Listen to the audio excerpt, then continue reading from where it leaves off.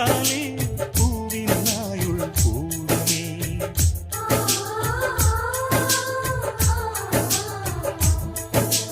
இரண்டு கண்கள் என்றாலும் பார்வை என்றும் ஒன்றுதான்.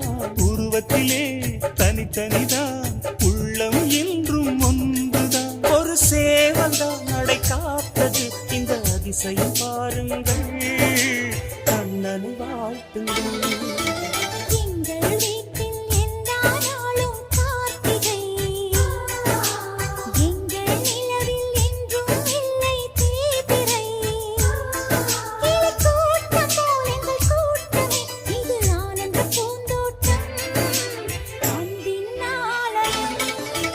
எங்கள் வீட்டில் எல்லா நாளும்